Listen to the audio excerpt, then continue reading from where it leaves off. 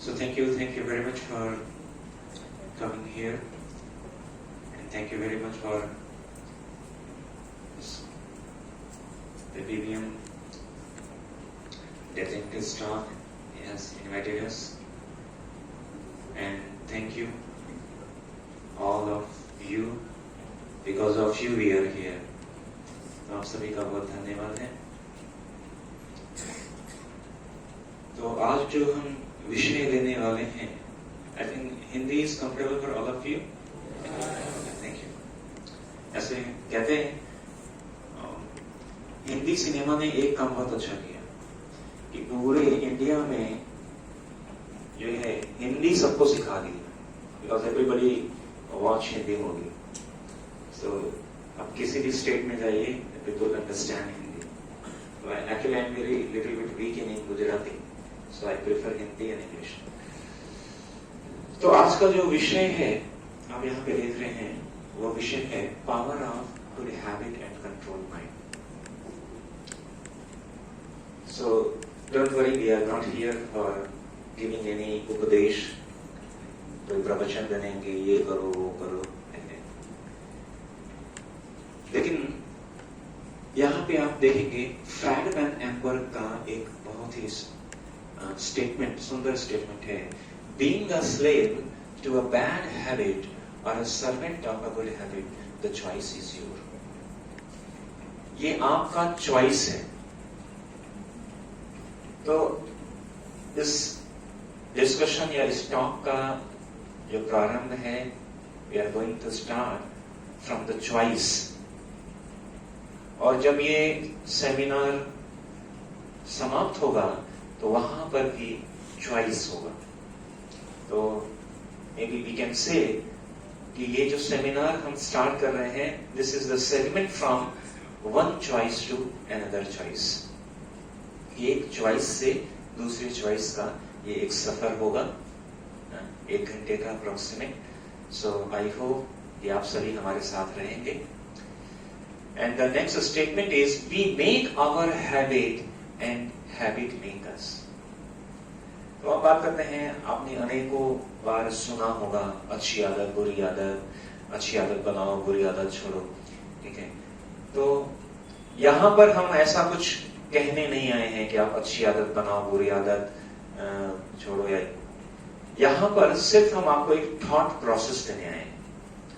Because with in 1 our जो है, अगर मैं कुछ कहूंगा तो that is not is very impressive.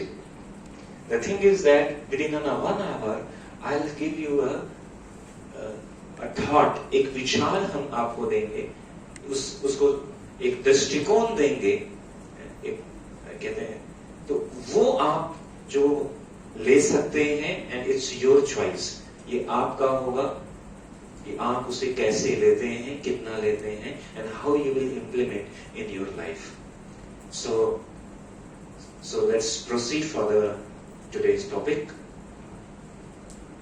तो आज ये जो टॉपिक है, इनमें हम ये कुछ पॉइंट्स कवर करने वाले हैं। फर्स्ट हम डिस्कस करेंगे gap between knowledge and action. ज्ञान और उस ज्ञान के क्रियान्वयन, it means how we can implement the knowledge, इसके बीच में जो गैप है उससे क्या चीजें होती हैं। The second topic will cover the habit, what is the habit, what is the bad habit, and what is the brain behavior, हमारे brain का, how our brain works. We are not going in like biological or mechanical topic, how the brain works, but what is the brain mechanism, what is the mind mechanism, how we can came out from bad habit, or how we can go into the good habit, and last में हम बात करेंगे self change या inner change के बारे में। तो ये सारे जो टॉपिक हैं, we are just going to discuss from sequence to sequence.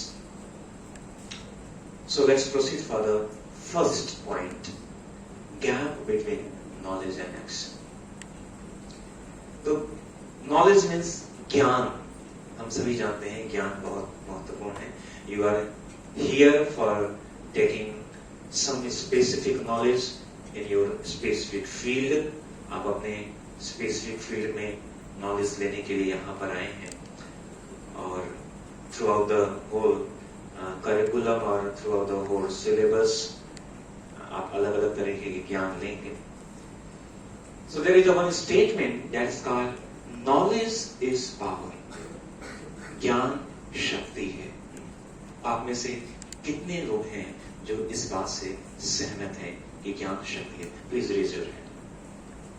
Okay, thank you. ज्ञान जो है ये एक शक्ति है. अच्छा, फॉर एग्जाम्पल अगर मैं ये कहूं, जैसे फॉर एग्जाम्पल अभी सितंबर का मंथ चल रहा है, कुछ समय के बाद अक्टूबर नवंबर विंटर सीजन आ जाएगा and you are in the mid of winter और आप रात को अपने बेड पर सोए और मॉर्निंग आपको कॉलेज जाना है. तो आप सबको हमें पता है we have to get up early, जल्दी उठ के हमें जाना है. लेकिन आप में से कितने लोगों का सिनेरियो ऐसा रहता है कि सुबह फॉर एग्जांपल 7 o'clock हुआ और आप कहेंगे वाओ चलो उठो कॉलेज जाने का टाइम आ गया, मजा आएगा. एनीबॉडी?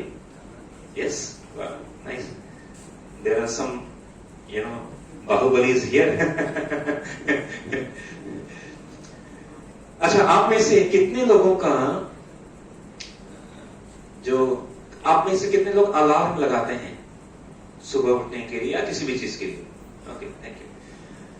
फॉर एग्जाम्पल कि हमें 6 o'clock कहीं पहुंचना है या 6 o'clock उठना है और कितने लोगों का अलार्म सिनेरियो कुछ इस तरह रहता है. अगर फॉर एग्जाम्पल 6 o'clock हमें उठना है तो 5:30 का पहला अलार्म, 5:35, 5:45, 5:55 एंड 6 o'clock.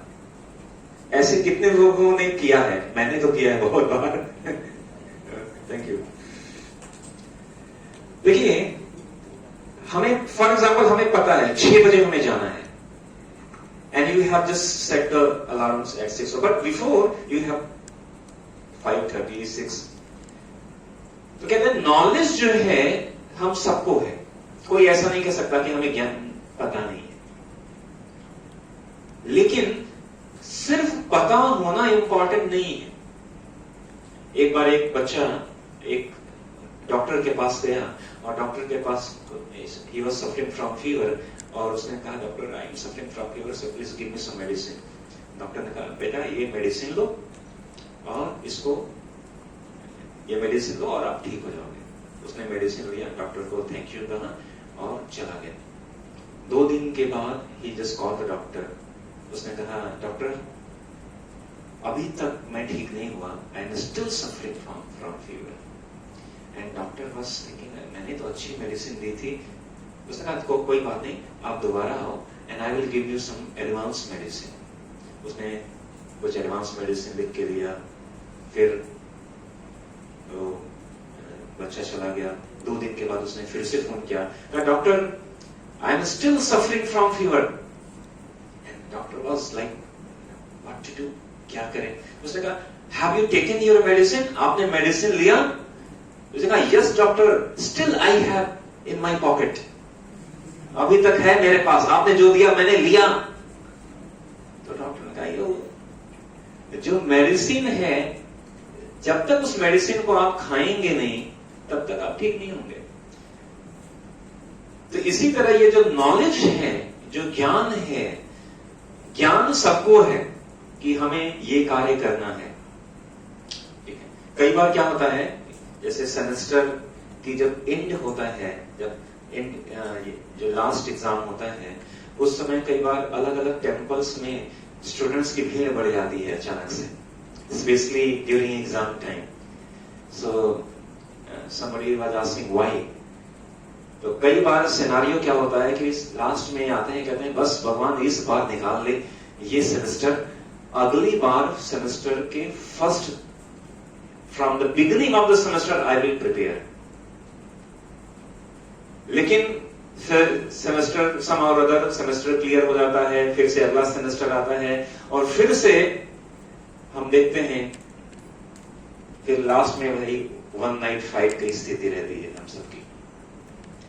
तो अगर हम कहें कि क्या हमें पता नहीं है, आपको नॉलेज नहीं है, हमें नॉलेज नहीं है, everybody knows, but what is the problem? Problem is implementation.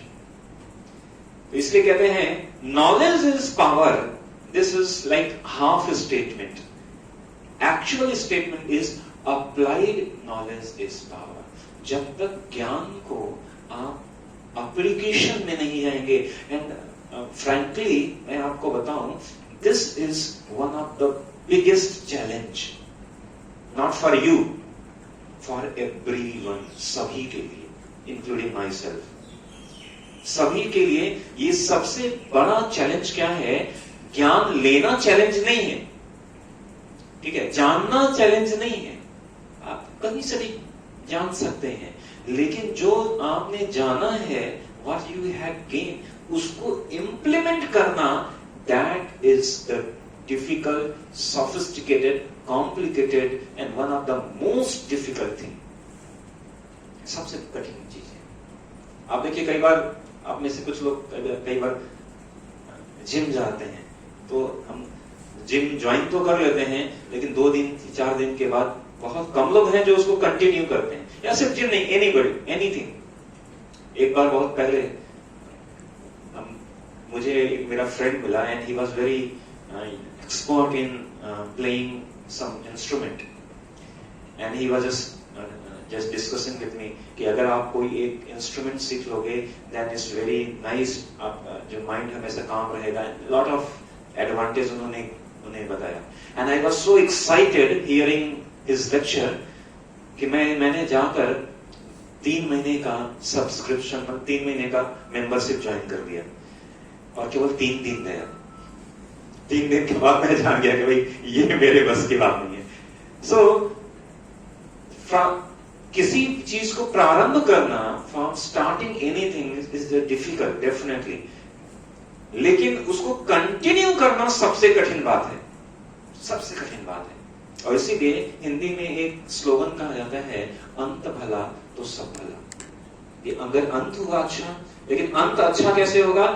When you continuous going on the process, continuous। तो वही हम बात यहां पे कहते हैं कि जो ज्ञान है हमारे पास, और जब उसको एक्शन में लाते हैं तो उसके बीच में एक गैप होता है, एंड ये this is unfortunate thing, because I also belong to education field.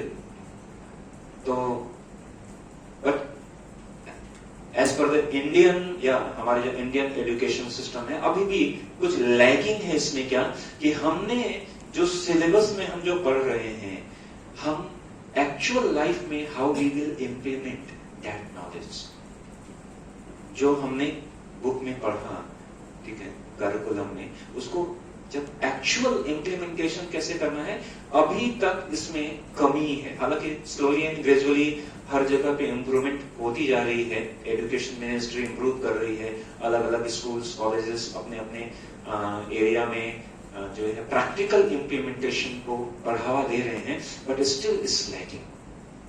तो जब हमने जो जाना है, हमने जो पढ़ा है, हमारे बुक में जो है, उसको एक्चुअल रियल लाइफ में कैसे इंप्लीमेंट करेंगे, ये थोड़ा गैप होता है। और जब ये गैप होता है तो सबसे बड़ी प्रॉब्लम क्या आती है? क्लैरिटी नहीं रहती है। यहां पे लिखा है नो क्लैरिटी, फियर होगा, डर होगा, क्या करें? Most of the time after completing our diploma और डिग्री, जब हम जॉब के लिए जाते हैं तो हम डरते हैं इंटरव्यू से, मोस्ट ऑफ द टाइम। क्या पूछेंगे? जो हमने पढ़ा है वही पूछने वाले हैं, लेकिन वहां पर क्या है, वो अपने हिसाब से प्रैक्टिकल चीजें पूछते हैं। तो फियर, फीलिंग पावरलेस, हमें लगेगा कि अरे पढ़ तो लिया, अभी क्या होगा क्या नहीं होगा, लैक ऑफ फोकस। तो ये सारी चीजें होती हैं, कब होती हैं? जब हमने जो नॉलेज लिया है और जो उसको एक्शन में हम डालेंगे, अगर हम क्लैरिफाइड नहीं है। इसीलिए कहते हैं कि अगर आपको पता करना है आपने जो भी जिस भी फील्ड में आप हैं, electrical, electronics, mechanical, computer science, IT, whatever stream, अगर आपको अपने किसी भी फील्ड या किसी सब्जेक्ट के बारे में अगर आपको पता करना है कि आप उस फील्ड या उस सब्जेक्ट या उस पर्टिकुलर टॉपिक आपको क्लियर है या नहीं है, उसके लिए एक बहुत सिंपल फार्मूला बताया गया है जिसे कहते हैं 4WH प्रिंसिपल। 4WH प्रिंसिपल क्या है? ये सारे जो WWW हैं ये इंट्रोगेटिव वर्ड हैं। ये सारे व्हाट, क्या, जैसे अगर हम कोई टॉपिक लेते हैं तो हम कहते हैं ये टॉपिक क्या है, व्हाट इज द टॉपिक, क्यों, व्हाई दिस टॉपिक एग्जिस्ट, क्यों है ये टॉपिक। ठीक है, फिर हम जानते हैं कि अच्छा अभी क्या क्यों पता चल गया, तो वेयर, कहां पर इसको इंप्लीमेंट कैसे करेंगे, और फिर आता है व्हेन, कहां पर भी कब इंप्लीमेंट करेंगे, और फिर आता है एच, हाउ टू इंप्लीमेंट, तो कैसे इंप्लीमेंट करना है, this is the last one. उसके पहले क्या, क्यों, कहां और कैसे, अगर आपको इन 5 सवालों का जवाब किसी भी टॉपिक के लिए आपको पता है, ठीक है, तो आप समझिए कि आपको उस टॉपिक, आपका वो टॉपिक क्लियर है। तो आप जब भी आगे आप अपने करिकुलम में कोई टॉपिक पढ़ें तो आप ये 5 सवाल अपने उस टॉपिक से पूछिए। ये टॉपिक क्यों है, क्यों, क्या है, और कहां इस्तेमाल होगा, कैसे इस्तेमाल, क्यों इस्तेमाल होगा, और फिर है कि कैसे इस्तेमाल करेंगे इसे। तो इसे कहते हैं, ये जो 4WH प्रिंसिपल है, दैट इज इम्प्लीमेंटेशन प्रोसेस। अगर ये नहीं है तो मैंने बताया कि ये सारी चीजें समस्या आएंगी, और इसका एक बहुत सामान्य इलाज क्या है, वो इलाज है, ये मिलिट्री लेसन यहां पे दिया गया है कि lesson from military school. Military school में कई बार क्या होता है, एक ब्लैक कमांडो ट्रेनिंग होती है, जो कि हमारे इंडियन सिस्टम का one of the toughest training, black commando training. तो कई बार क्या होता है कि उनको फाइनल एग्जाम पास करने के लिए उनको क्या करते हैं, एक बहुत ही घने जंगल में छोड़ देते हैं, हेलीकॉप्टर से नीचे ड्रॉप कर देते हैं, and it was very dense forest, रास्ता पता नहीं है, उनको एक राइफल दिया जाता है, कंपास दिया जाता है, एक मैप दिया जाता है, एक वाटर बॉटल दी जाती है, और उनको बता दिया जाता है कि आपको इस टाइम पर रिपोर्टिंग करना है, उस जो हिल है उसके उस कैंप पर रिपोर्टिंग करना है, और आपका समय स्टार्ट। और जब वो डेंस फॉरेस्ट है, नाइट है, छोटा सा टॉर्च है उनके पास, सामने देख रहे हैं रास्ता नहीं है, उन्होंने कंपास देखा, कंपास बता रहा है गो स्ट्रेट नॉर्थ, लेकिन सामने रास्ता नहीं है। तो जो राइफल होता है उसमें नाइफ होता है, उससे रास्ता बनाते हैं। तो वो उनके लिए एक लेसन दिया जाता है, just take it one step at a time, एक बार में केवल एक कदम आगे बढ़ो, क्योंकि रास्ता सामने दिख नहीं रहा है, किधर जाना है पता नहीं, लेकिन कंपास कर रहा है सामने जाओ, लेकिन सामने रास्ता नहीं है। तो वो केवल अपने नाइफ से रास्ता बनाते हैं, एक कदम आगे बढ़ते हैं, फिर एक कदम, और एक एक कदम आगे बढ़कर वो इस तरह अपने कैंप पर रिपोर्टिंग करते हैं। तो कहते हैं कि जब वो एक कदम लेते हैं तो उनकी जो मेंटल कॉन्स्टिट्यूशन क्या होती है, वो कहते हैं नो टाइम ऑफ फियर, डरने का समय नहीं होता है। अभी डर गए हैं, क्या करें, रास्ता नहीं है, समय बीतता जा रहा है, कैसे पहुंचेंगे, कहते no, most of the time we waste our time in fearing, डर में हम अपना बिताते हैं, क्या होगा, नहीं कर पाएंगे, सिलेबस इतना है, ठीक है। तो why you are wasting your time in fearing, डर में भी। इसीलिए एक आप लोग जो है टेलीविजन में देखोगे कि स्टेटमेंट आता है, डर के आगे, लेकिन डर सिर्फ थम्स अप पीने से डर के आगे जीत नहीं होगी, you have to do, take it one step, ठीक है। तो no time of doubt, sometime we doubt, होगा नहीं होगा, कर पाएंगे नहीं कर पाएंगे। तो डाउटिंग, जब हम डाउट करते हैं हेनरी फोर्ड ने एक बहुत बड़ा स्टेटमेंट दिया था। उन्होंने कहा था कि if you think you can, you are right, and if you think you can't, you are right. अगर आप ये सोचते हो कि आप कोई कार्य को कर सकते हो, आप सही हो। और अगर आप ये सोचते हो कि आप किसी कार्य को नहीं कर सकते, तो भी आप सही हो। एंड चॉइस इज योर कि आप कौन सा सही होना चाहते हैं, कैन राइट और कांट राइट। तो नेवर डाउट, डाउट करने का समय क्यों है? अधिक से अधिक क्या होंगे, अधिक से अधिक समटाइम्स हम सक्सेसफुल नहीं होंगे, मैक्सिमम ये हो सकता है। ठीक है, don't worry what will happen, क्या होगा, ख्याली बुलाओ, कब होगा, कैसे होगा, क्या होगा, don't worry. Take a break, it must, but don't give up. कई बार क्या होता है कि हम किसी काम को करने में इतने इंग्रॉस हो जाते हैं कि बस दौड़ते रहते हैं, करते रहते हैं, करते रहते हैं, माइंड जो है वो थक जाता है। कई बार कुछ हम पढ़ रहे हैं, पढ़ते हैं, माइंड थक गया, लेकिन हम नहीं, पढ़ना है, पढ़ना है। और पढ़ते पढ़ते 24 घंटे पढ़ने के बाद जब बुक बंद किया, पता चला 24 घंटे में से 24 सेकंड की चीज नहीं गई अंदर। तो कहते हैं टेक अ ब्रेक। कई बार हमें ब्रेक की भी जरूरत होती है। Take a break but don't break. इसका मतलब कि आप कई बार आप ब्रेक ले सकते हैं, कुछ समय के लिए जो है ऑफ टाइम ले सकते हैं, लेकिन ऐसा नहीं कि आप उसको छोड़ दें। Sometimes you should take break, do some other activities, some mind refreshing activities. तो कहते हैं कि कई बार बहुत आप थक गए और कार्य करते जा रहे हैं, तो then you will become just, you will crash. तो कहते हैं take a break. जब जरूरत है तो ब्रेक लो, लेकिन छोड़ो नहीं, because 1000 miles begin with single step. हजारों मीलों की दूरी एक एक कदम से ही हम बढ़ते हैं। तो ये जो कहते हैं एक सिंगल स्टेप, ये जो एक कदम है, एक कदम का मतलब क्या है कि आपकी लाइफ की हर एक छोटी छोटी एक्टिविटीज, आप जो काम कर रहे हो, जो सोच रहे हो, जिस तरह से आप अपनी डेली रूटीन में आप एक्टिव हो, हर each every single activities matter, वो मैटर करती है। मैं जो है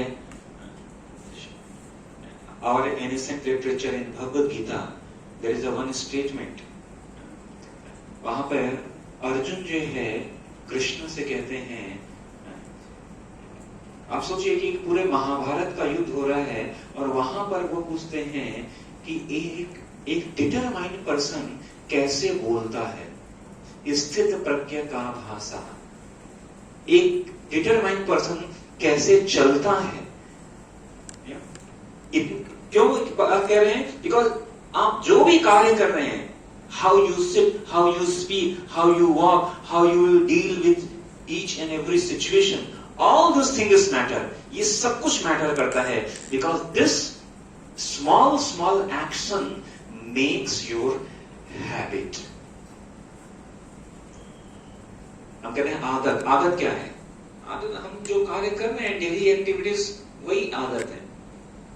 यहां पर आप देखेंगे कि एक बार की बात है, मैच, सॉकर मैच चल रहा था, फुटबॉल मैच, और मैच चल रहा था ब्राजील और अर्जेंटीना के बीच में। जैसे क्रिकेट मैच है तो वहां पर भी कुछ फेमस राइवल हैं, तो वैसे ही this two country is famous rival in soccer match, Brazil and Argentina. और it was the semi-final match. Semifinal match हुआ, उसमें ब्राजील और अर्जेंटीना दोनों आए और फाइनल मैच होने वाला था। But what happened in semifinal match, जो ब्राजील टीम था, ब्राजील टीम का जो गोलकीपर था, ही वाज इंजर्ड, घायल हो गया। And it was like the biggest day of their life. उनके जीवन का सबसे बहुत बड़ा दिन था, फाइनल मैच था, और सभी लोग बहुत चिंतित हो गए कि हमारा मेन गोलकीपर है वो घायल हो गया, क्या करें। तो जो टीम का कैप्टन था। जैसे अगले दिन मॉर्निंग में मैच होने वाला है and he was just wondering here and there in night and he was very frustrated कि अभी क्या करेंगे, कल कैसे होगा, किसी नए को गोलकीपर बनाएंगे तो बहुत डिफिकल्ट है।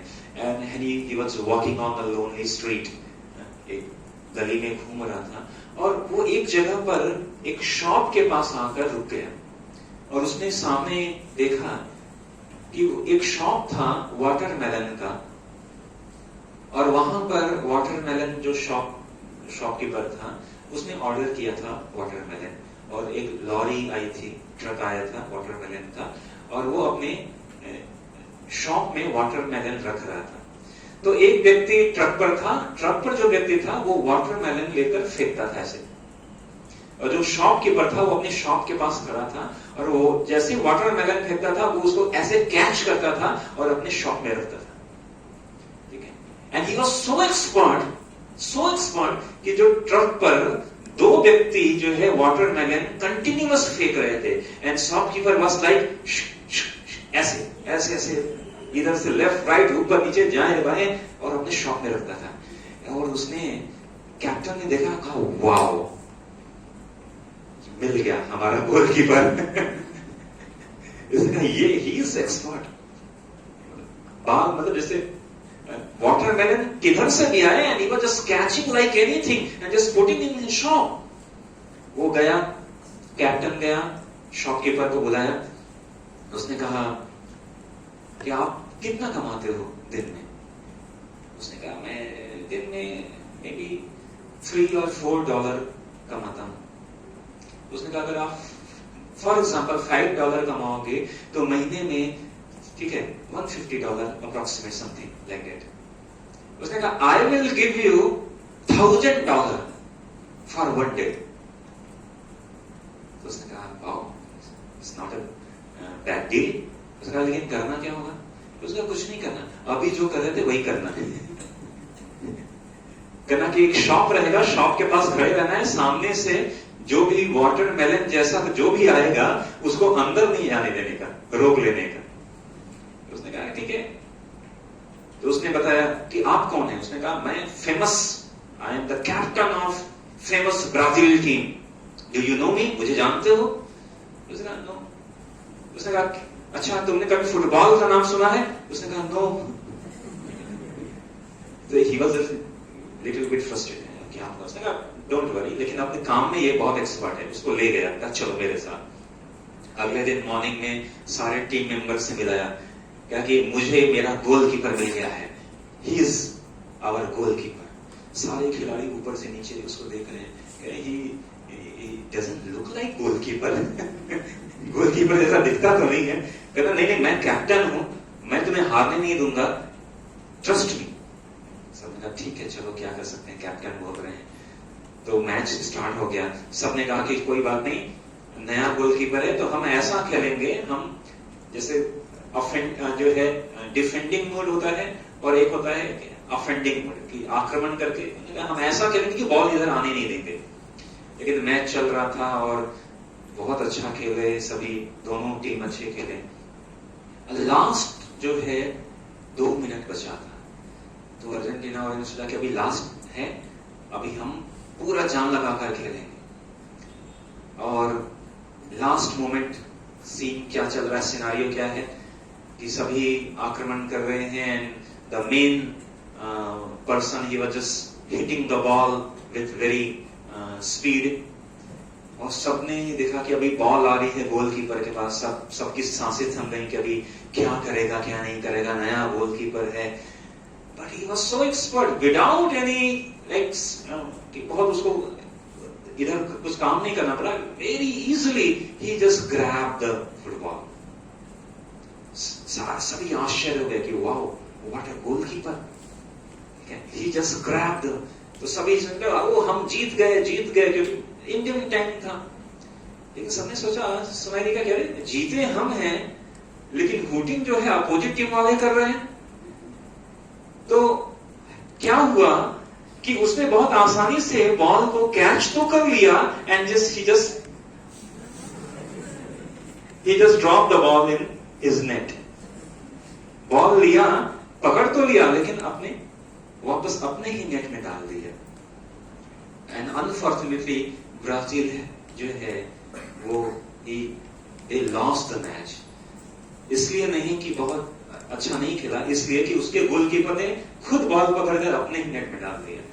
So this is the power of habit. जो जीवन भर हम काम कर रहे हैं या डेली काम कर रहे हैं, वो हमारे जो इतनी सेटल हो जाती है टेंडेंसी कि न चाहते हुए भी, वो चाहता नहीं था अंदर डालना, उसको था कि बस पकड़ना है, लेकिन ही वाज सो एक्सपीरियंस कि बस वाटरमेलन लिया, शॉप में डालना है, उसको यही याद रहा, तो उसने खुद डाल दिया।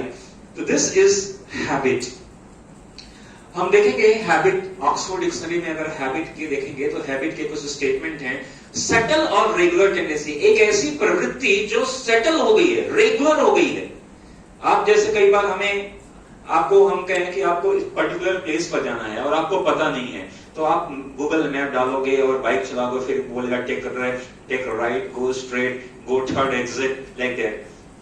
लेकिन आप एक बार जाओगे, दूसरी बार जाओगे, तीसरी बार आप बाइक पे जा रहे हो और आप फोन पे बात कर रहे हो और ऑटोमेटिक आपकी गाड़ी लेफ्ट राइट टर्न अपने आप कर जाएगी। उसके लिए आपको माइंड में सोचने की जरूरत नहीं होती है। जैसे आपको यहाँ पे अपने हॉस्टल या अपने घर जाना है, तो आपको सोचना नहीं पड़ता है लेफ्ट लें राइट लें, आप काम करते रहते हो अपने आप टेक लेफ्ट टेक राइट हो जाता है। क्यों?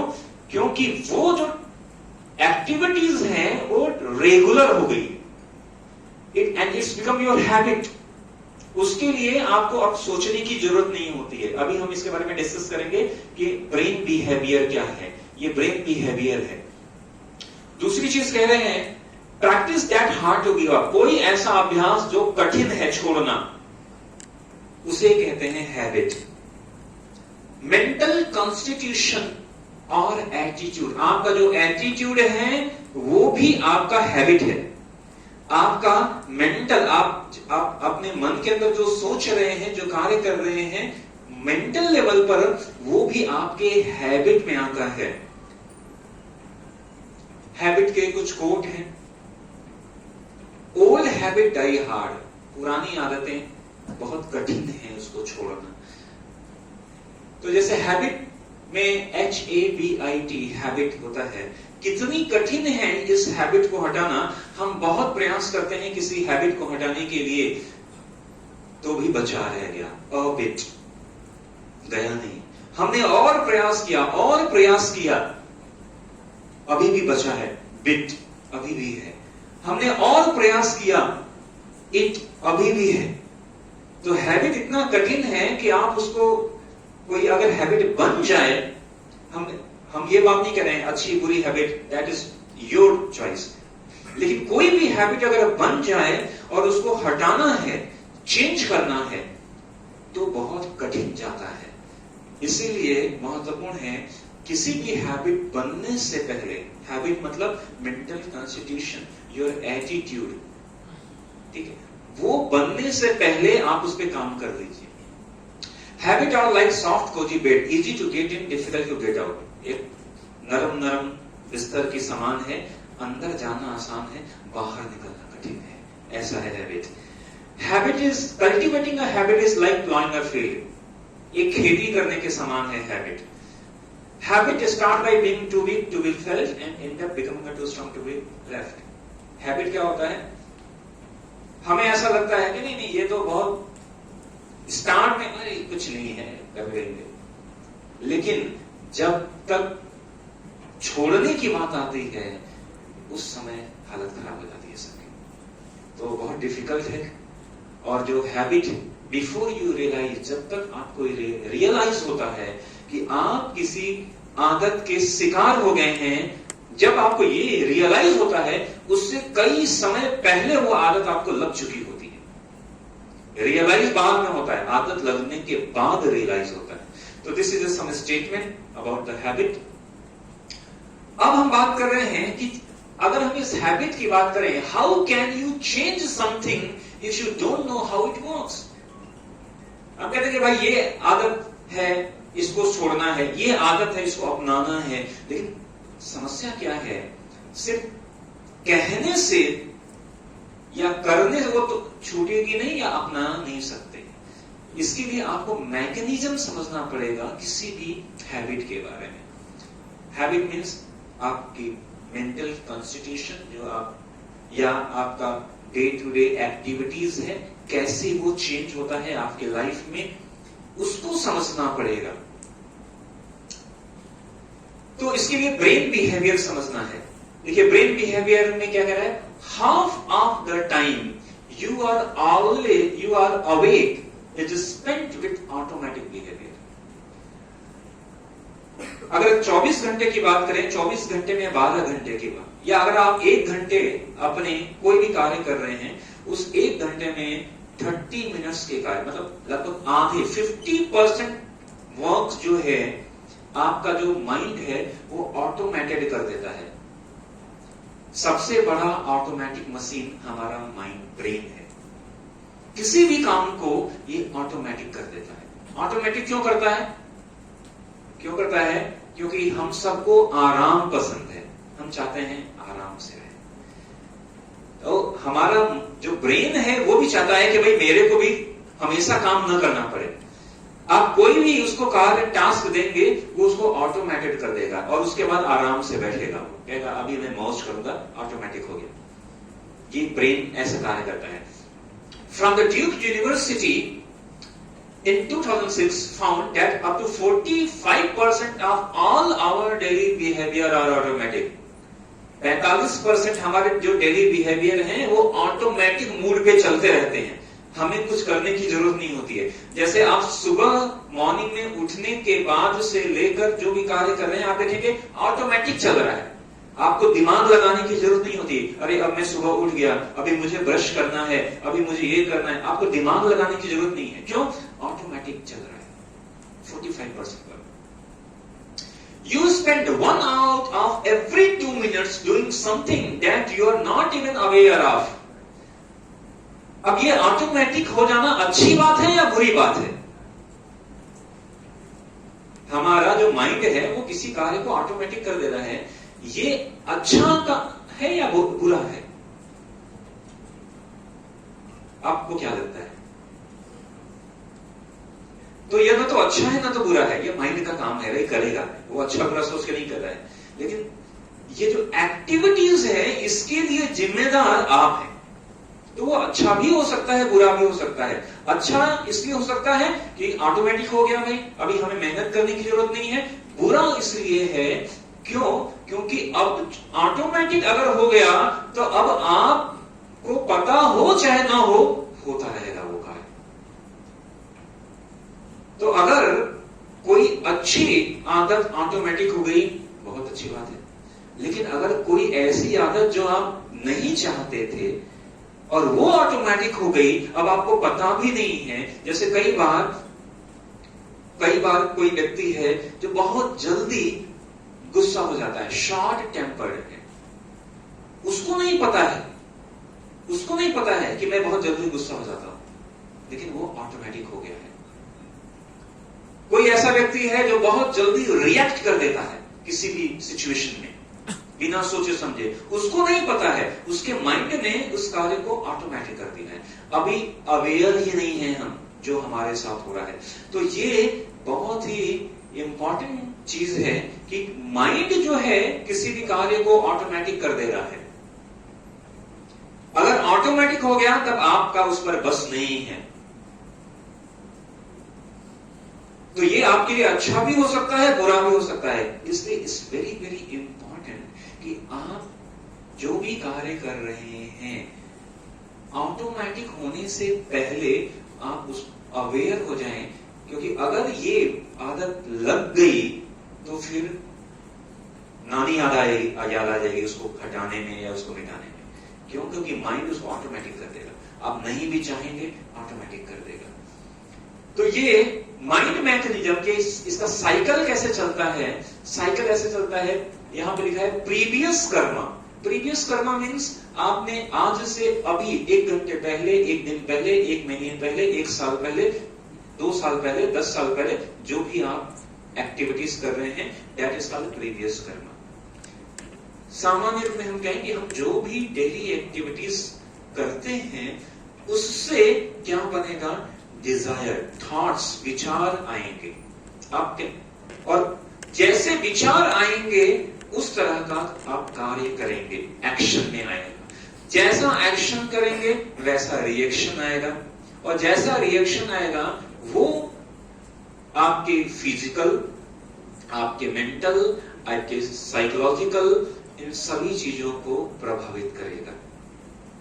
और फिर ये वापस उस तरह के कार्य को, ये जो साइकिल है, रिएक्शन से फिर से विचार बनेंगे। सिंपल भाषा में कहते हैं थिंकिंग, फीलिंग एंड विलिंग। जैसा आप सोचेंगे वैसा आप महसूस करेंगे, जैसा महसूस करेंगे वैसा कार्य करेंगे, जैसा कार्य करेंगे वैसा रिजल्ट आएगा, जैसा रिजल्ट आएगा वैसा फिर से सोचेंगे और फिर से कार्य करेंगे, और ये एक साइकिल बन जाएगा। तो ये हैबिट का एक साइकिल है। तो अगर किसी भी हैबिट, अच्छी या बुरी, अगर आपको उसको ब्रेक करना है, उसके बारे में जानना है, तो सबसे आपको स्टॉप कहां लगाना है? आपको स्टॉप यहां लगाना है, thoughts and desire. Thought and desire के बेस पर आपको उसको रोकना है। इसीलिए कहते हैं कि जो हैबिट है, इसका जो इफेक्ट कहां कहां होता है?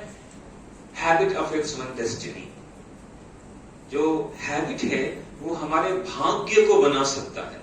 क्यों बना सकता है? क्योंकि habit is what we are doing. हम जो कार्य कर रहे हैं वही है हैबिट, तो वो हमारे भाग्य को बनाएगा। तो यहां पर एक स्टेटमेंट है, शो अ थॉट, यानी आप एक विचार लीजिए और उन विचारों को बार बार जो है उसका मंथन करिए। या कहते हैं शो मतलब एक अपने विचारों को बोइए। अगर आप विचार बोएंगे तो उस विचार से परिणाम, एक्शन निकलेगा। अगर आप एक्शन पर कार्य करेंगे, वो एक्शन से क्या होगा? आपकी हैबिट बनेगी। अगर आप show a habit, reap a character, जैसा हैबिट है वैसा आपका कैरेक्टर बनेगा, और जैसा आपका कैरेक्टर है वैसी आपकी डेस्टिनी, आपका भाग्य बनेगा। इसका मतलब कि जो विचार है वो हमारे भाग्य को बना रहे हैं। तो ये जो विचार है, थॉट्स, हम बात कर रहे थे कि हम आपको थॉट प्रोसेसिंग की बात कर रहे हैं। विचार, हम सब के पास अलग अलग विचार हैं। We each and every are individual।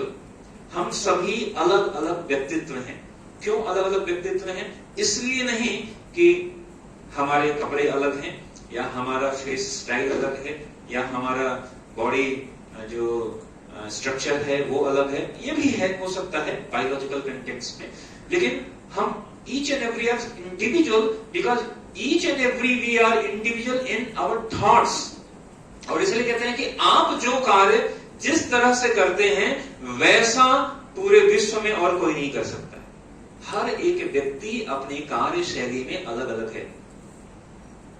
इसीलिए कई बार हम सोचते हैं कि अरे वो व्यक्ति मुझसे अच्छा कर रहा है, या किसी फील्ड में कर सकता है, लेकिन आप जो कार्य आप कर सकते हैं, कोई स्पेसिफिक वर्क, वो वर्क हर व्यक्ति इंडिविजुअल करता है। It means you are individual by born. आप, हम सभी इंडिविजुअली स्पेसिफिक पैदा हुए हैं, हर व्यक्ति की।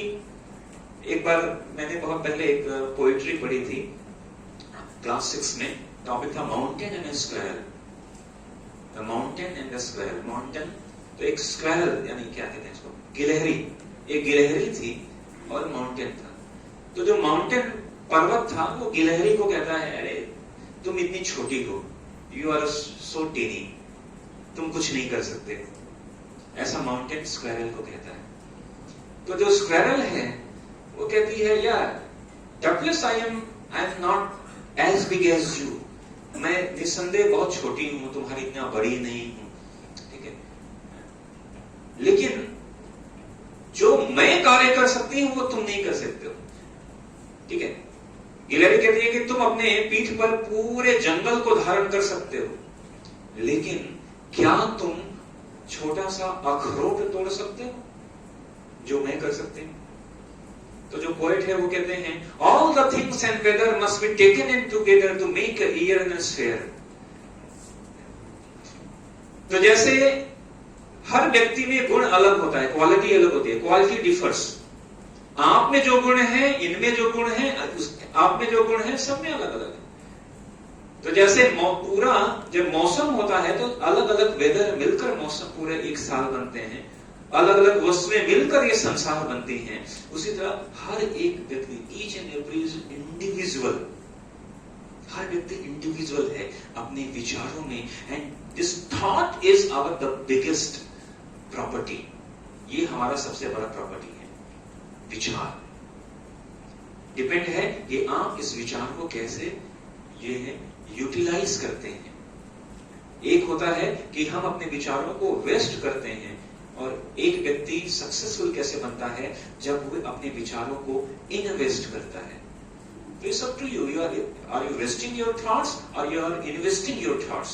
तो हम यही बात करें कि ये जो विचार है, that thoughts, this thoughts makes your destiny. ये जो विचार है,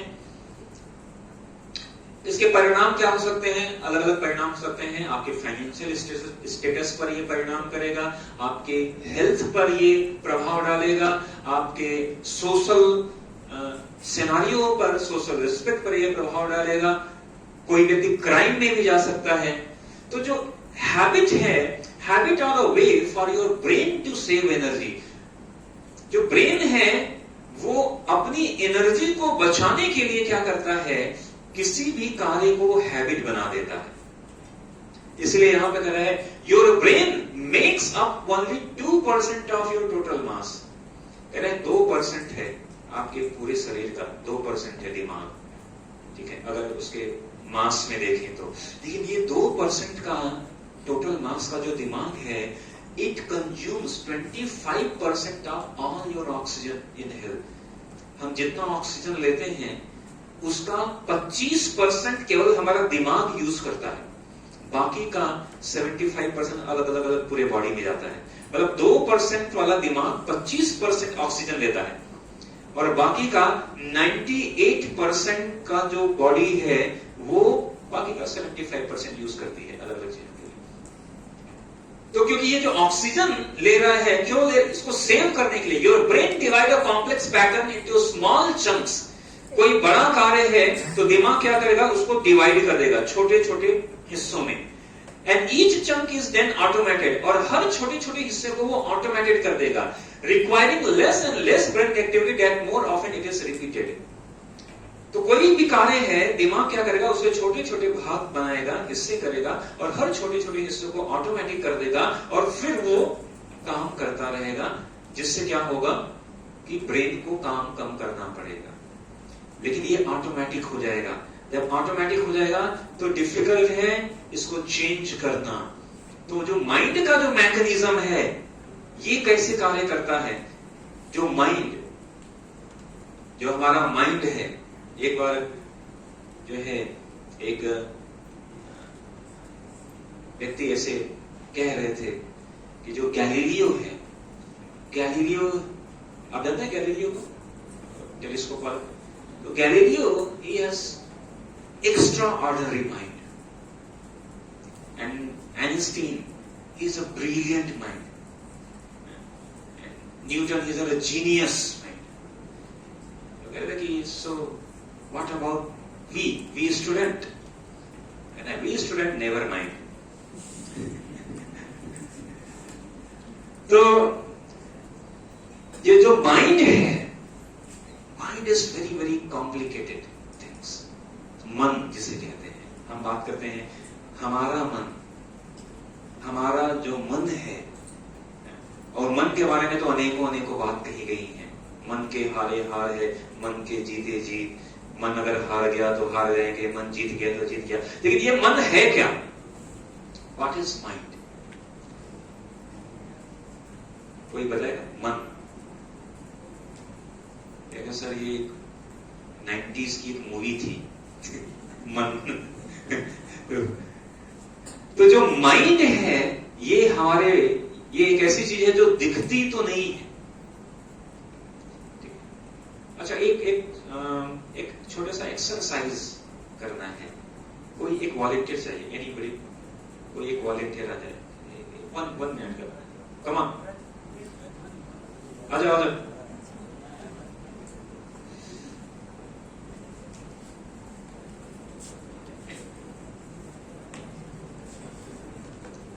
What is your name? Abraj.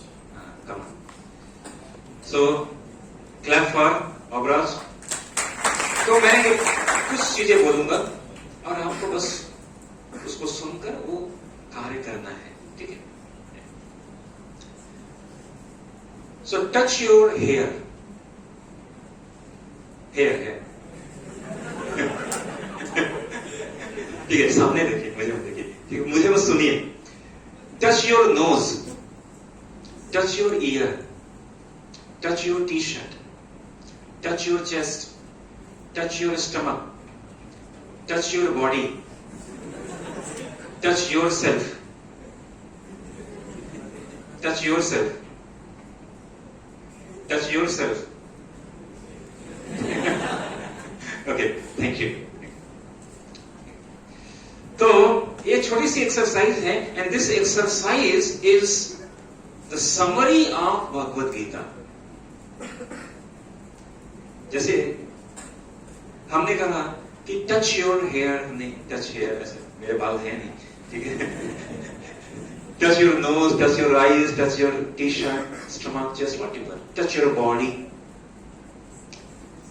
तो यहां पर आप देखिए, आप ये कॉमन है, आप थ्रू आउट योर लाइफ आप ये बातें करते हैं। तो हम कहते हैं कि ये मेरे कान है, ये मेरा हाथ है, ठीक है, ये मेरी बॉडी है, आप कहां हैं? अच्छा, मैं और मेरा, इसमें अंतर है कि नहीं? यस और नो? मैं और मेरा, मेरा means this is in relation with me. जैसे अगर कहूं कि ये मेरा फोन है, अगर मैं कहूं कि ये मेरा फोन है, इसका मतलब कि मैं फोन नहीं हूं, ये मेरा है। This phone is in relation with me, ये मेरा है। तो अगर मैं कहूं कि ये मेरी नोज है, ये मेरे कान है, ये मेरे हाथ हैं, ये मेरा शरीर है, this is my body, it means we are not body, it's my body, मेरा है, लेकिन मैं तो नहीं। तो कोई ऐसा कह सकता है कि अच्छा ठीक है, एक्सटर्नल नहीं, लेकिन मैं मन हूं। लेकिन हम क्या कहते हैं? ये मेरा मन है, मेरा मन करता है कि मैं समोसा खाऊं। अभी किसका मन कर रहा है भाई? ठीक है, आप सबका कर रहा होगा, मेरा नहीं कर रहा है, लेकिन मेरा मन, हम ऐसा नहीं कहते हैं कि मैं मन कर रहा है मैं समोसा खाऊं। किसका मन कर रहा है? मेरा। इसका मतलब कि ये जो मन है, ये जो माइंड है, ये आप नहीं है। आप ऐसा तो नहीं कहते हैं कि मैं मन कर रहा हूं मैं समोसा खाऊं, नहीं, आप कहते हैं मेरा मन कर रहा है, मेरा मन, मैं मन नहीं हूं, मेरा है। इसका मतलब this mind is not you, this is your mind. समझ में आ रहा है मैं क्या बात कर रहा हूं? This is the Bhagavad Gita. Actually Bhagavad Gita यही कहता है, यू आर नॉट बॉडी और soul, you are not this body. और आपने आकर यहां पे एक्सरसाइज भी किया, this is not you, this is your body. तो हु एम आई, मैं कौन हूं? फिर हालांकि ये एक अलग टॉपिक है कि मैं कौन हूं, कभी अगली बार हम अगर आने का मौका मिला तो देखेंगे। बट द थिंग इज, हम माइंड की बात कर रहे हैं, तो वी आर नॉट माइंड, ये मेरा मन है, ये मेरी बुद्धि है, माई इंटेलिजेंस। बुद्धि भी हम नहीं है, मेरी बुद्धि है। और मैं कौन हूं? मैं ये शरीर भी नहीं, ये मेरा शरीर है। तो अब ये जो माइंड है, सब यही समझना है कि मैं और माइंड में अंतर है। अभी तक maximum time, most of the time हम कहते हैं भाई मेरे को जो मन करेगा मैं करूंगा, क्योंकि ये तो मेरे को मन कर रहा है। नहीं, ये आपका मन है, आप नहीं है। You are different from mind, you are different from intelligence actually. और एक बहुत अच्छी, और कह सकते हैं इस वेरी एक आश्चर्यजनक मैं आपको बात बताऊं, योर माइंड, आपका जो मन है, जिसके बारे में हम हमेशा यही बात करते रहते हैं, मन मन, ये मेरा मन है। ये जो मेरा मन है या हमारा मन है, ये इसके पास डिसीजन पावर नहीं है। He can't discriminate what is right, what is wrong. ये अभी तक तो हम यही कहते थे, जो हमारा मन करेगा, जो मुझे अच्छा लगेगा, जो मेरे मन को अच्छा लगेगा, हम वही करेंगे। लेकिन this is very important thing to understand. हमारा जो मन है उसके पास डिसीजन पावर ही नहीं है। लेकिन कई बार तो हम अपने मन से निर्णय लेते हैं, डिसीजन लेते हैं। हमारा जो मन है, mind is like a store house. और इस मन में क्या स्टोर होता है, यहां पर बताया जा रहा है, mind is like a store house of habits, unfulfilled Dzire, previous experience. अनुभव स्टोर करता है। आपने किशन समोसा के पास जाकर या कहीं सत्यनारायण के पास जाकर आइसक्रीम खाई और अगली बार जब वहां से गुजरेंगे कहेंगे खाओ क्या दोबारा, अच्छा लगा था, मजा आया था। तो अनुभव स्टोर है, आपने खाया था, आपने कुछ ऐसा खाया और खाने के बाद लगा ये तो अगली बार कहेंगे अरे यहां नहीं जाना है, बहुत बेकार था। अनुभव स्टोर है। माइंड जो है वो अनुभव को स्टोर करता है, अच्छे या बुरे, कोई भी। माइंड ये डिसीजन नहीं लेता है कि भाई अच्छा है ये बुरा है, नहीं नहीं, अच्छा बुरा उसको कोई नहीं पता। वो केवल एक्सपीरियंस को स्टोर कर लेता है, चाहे अच्छे हो या बुरे हो, पर्टिकुलर एक्सपीरियंस वो स्टोर कर लेता है। और अनफुलफिल्ड डिजायर, कुछ इच्छाएं हैं, पूरी हुई हैं, नहीं हुई हैं, वो भी स्टोर करता है। लेकिन माइंड के पास डिस्क्रिमिनेशन पावर नहीं है कि ये अच्छा है ये बुरा है, उसको उससे कोई मतलब नहीं है। ठीक है, इसका मतलब सिंपल सी बात कहें कि उसके पास सही और गलत निर्णय करने का शक्ति नहीं है माइंड के पास। And that's why there are so many statement about the mind कि माइंड को कंट्रोल करना है, मन को कंट्रोल करना है। इवन भगवत गीता अर्जुन से चंचला ही मना कृष्ण प्रमाद बलवत् दृढ़म्। O Krishna, my mind is so powerful. इस प्रमाद means like a mad person. जैसे कई बार कोई पागल व्यक्ति है, उसको पकड़ना 10 लोग चाहिए होते हैं उसको पकड़ने के लिए। उसके बाद पता नहीं बहुत अचानक से कहां से शक्ति आ जाती है। प्रमाद बलवत् दृढ़म्।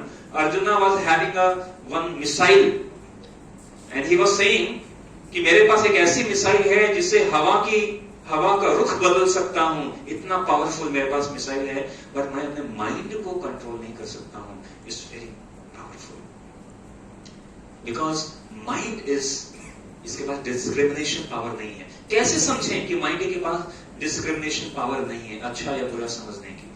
उदाहरण के लिए, फॉर एग्जांपल, मान लीजिए कि मैं जा रहा हूं और मेरे किसी व्यक्ति के साथ जो है मुठभेड़ हो गया और सामने वाले व्यक्ति ने मुझे एक थप्पड़ मारा और मैं चारों खाने चित नीचे गिर गया और मैं वापस किसी तरह उठा। तो जब मैं उठूंगा तो सबसे पहले मेरे मन में क्या ख्याल आएगा? क्या ख्याल आएगा?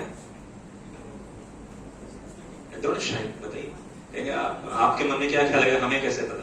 आप बताओ, आपके मन में क्या ख्याल आता अगर आपको कोई एक थप्पड़ लगाता तो? यस, थोड़ा तेज बोलिए। आप अगे मुझे क्यों मारा? कम से कम ऐसे पोरबंदर के पास गांधी जी हैं, एक गाल पे मारा, दूसरा गाल। और कोई बताएगा? तू तो गया भाई। यस, सबसे मन में पहले विचार यही है ना, मुझे मारा, हाउ डेयर यू, और एक दो पंच लगाने का मन करेगा उसको। सिंपल सी बात है, कोई हमें मारा तो हम उसको छोड़ेंगे नहीं। लेकिन हम जैसे ही उठे और पंच बना लिया कि अभी इसको मारेंगे, लेकिन जब हमने उसको देखा तो सामने तो बाहुबली था, 9 फीट ऊंचा और तगड़ा आदमी। अब मन में क्या ख्याल आएगा? आप कहेंगे कि देखो भाई जो है, मैं तो न्यूटन का थर्ड लॉ अप्लाई करूंगा, उसने मुझे मारा और मैं उसको मारूंगा। Each and every action has equal and opposite reaction. लेकिन अगर आपने न्यूटन का थर्ड लॉ उस पर अप्लाई कर दिया और उसने उसके बाद फोर्थ लॉ अप्लाई कर दिया तो हम तो गए हैं। तो सामने अगर कोई पतला दुबला पतला है तो अब हम उसको 4-5 थप्पड़ लगा देते हैं, लेकिन सामने इतना बड़ा लंबा बाहुबली जैसा कोई व्यक्ति है तो एक ख्याल आएगा, ऐसा करते हैं 9, 2, 11 हो जाते हैं, यहां से 9, 2, 11 हो जाते हैं और 11 लोगों को लेकर आएंगे फिर देखते हैं। ठीक है, यहां से 9, 2, 11 होकर 11 लोगों को, अपने दोस्तों को बुला कर आएंगे, फिर देखते हैं इसको। तो देखिए, ये जो पहला थॉट्स, पहला विचार कि उसने मुझे मारा, मेरे ईगो को हर्ट किया, अब उसको मारना है, ये विचार, ये हमारा माइंड कह रहा है, मन कह रहा है तुझको मारा तू उसे मार। मन कह रहा है उसने कैसे, उसकी हिम्मत कैसे हुई मारने की, उसने तुझे मारा तो मुझे मार, बदला, टिट फॉर टैट, जैसे को तैसा। लेकिन आपने देखा कि अरे भाई ये तो मेरे से 2 गुना है हाइट में और बॉडी में। तो वो कौन है जो ये कह रहा है कि 9, 2, 11 हो जा, 11 लोगों को लेकर आ? ये कौन कह रहा है? कोई बताए? माइंड तो कह रहा है तुझे मारा और इसको मार। डर, हाँ ठीक है, डर है, लेकिन ये डर कहां से? ये डर तो है, फियर है कि भाई इतना बड़ा है, लेकिन इसको जस्टिफाई कौन कर रहा है कि अरे इतना ऊंचा लंबा है? हाँ बोलिए।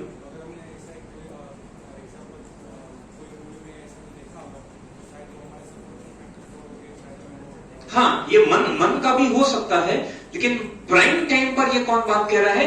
ये आपका दिमाग कह रहा है। किसी ने बोला था इंटेलिजेंस है जो कह रहा है, वो उसने सामने वाले, मन कह रहा है मार, लेकिन सामने वाले को जैसे ही देखा, कहा कि ये तो तगड़ा व्यक्ति है, पतला होता और दुबला पतला होता तो उसको हम मार देते, लेकिन बहुत ऊंचा तगड़ा बाहुबली जैसा व्यक्ति है, खली बली है, तो मन कह रहा अभी इसको मारेंगे तो ये मेरे को वापस मारेगा, और फिर तो कह रहा कि अभी निकल चलते हैं, भलाई इसमें है, 10 लोगों 11 लोगों को लेके आएंगे और फिर देखेंगे। ये इंटेलिजेंस कह रहा है आपका, क्योंकि इंटेलिजेंस, ज्ञान, बुद्धि कह रहा है इसको मारोगे, मार नहीं पाओगे, तो बेहतर है अभी निकल जाओ, कुछ लोगों को लेकर आएंगे और फिर देखेंगे। जो माइंड है वो केवल एक्सपीरियंस के आधार पर डिसीजन लेता है, जबकि इंटेलिजेंस नॉलेज के आधार पर निर्णय लेता है, ज्ञान के आधार पर। तो जो नॉलेज, जो डिसीजन मेकिंग है, जैसे अगर आप कंप्यूटर साइंस पढ़ेंगे तो उसमें बताता है कि जो कंप्यूटर में सबसे इंपॉर्टेंट रोल होता है प्राइमरी मेमोरी का, रैम का, but primary memory can't think, वो सोच नहीं सकती। सबसे इंपॉर्टेंट रोल उसका है, लेकिन वो सोच नहीं सकती। तो सोचने के लिए बताया गया कि उसका सीपीयू में ALU या कई चीजें हैं, रजिस्टर, वो सोचेगा। सेकेंडरी मेमोरी स्टोर करने का काम करेगा, वो सोच नहीं सकती है। तो जो मेमोरी है that can't think, in the same way mind is like a memory, सारे अनुभव को स्टोर कर रहा है, आदतों को स्टोर कर रहा है, डिजायर को स्टोर कर रहा है, लेकिन वो निर्णय नहीं लेता है। इसीलिए we have to discriminate each and every action with our intelligence.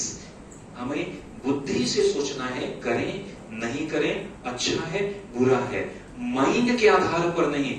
कल अगर आपका एग्जाम है और इवनिंग में जो है आपका फेवरेट 2 टीम का फाइनल मैच है, तो मन कहेगा मैच देखेंगे, बुद्धि कहेगी अगर मैच देखा कल एग्जाम है, क्या करेगा?